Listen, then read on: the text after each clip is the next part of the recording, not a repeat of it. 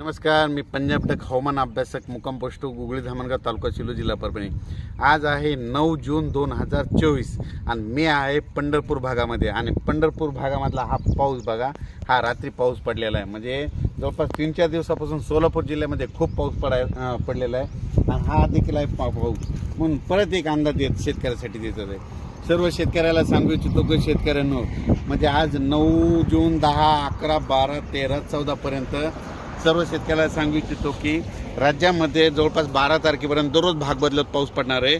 पण सगळ्यात जास्त पाऊस कुठं पडणार आहे म्हणून सर्व शेतकऱ्याला सांगू इच्छितो।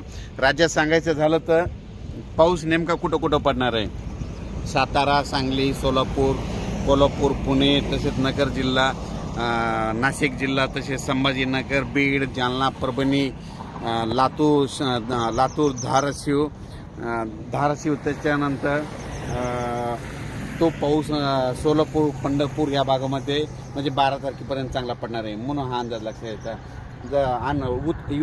उर्वरित राज्यामध्ये सांगायचं झालं तर दररोज भाग बदलत पाऊस पडणार आहे। चांगला असा खूप काय मोठा राहणार नाही।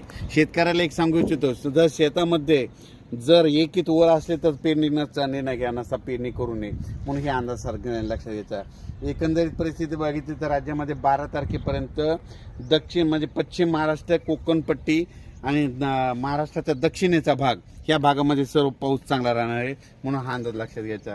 राज्यात सांगायचं झालं तर नंतर 14च्या नंतर परत राज्यामध्ये 15, 16, 2-3 दिवस थोडी विश्रांती राहील, पण 18, 19च्या नंतर परत राज्यामध्ये पाऊस येणार आहे म्हणून हा अंदाज लक्षात घ्यायचा। सर्व शेतकऱ्याला सांगू इच्छितो, शेतकऱ्यांनो, शेतात पाऊस पडल्याच्या नंतर जमिनीमध्ये एक ओल असले तर पेरणी करायला काही हरकत नाही।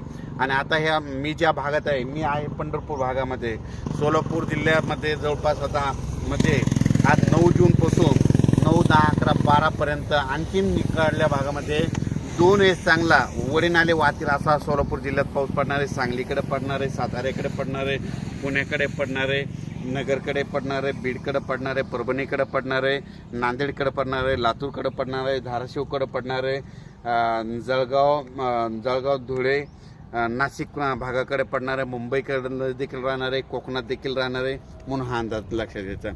पण राज्यात हा पाऊस पडायला सगळीकडे सर्वदूरचा नाही, भाग बदलत पडायला आहे। म्हणजे 2 दिवस या भागात पडतो की 2 दिवस दुसऱ्या भागात पडायला आहे म्हणून सर्व शेतकऱ्यांनी हा अंदाज लक्षात घ्या आणि जमिनीमध्ये ओल पाहूनच शेतकऱ्यांनी पेरणीचा निर्णय घ्यावा।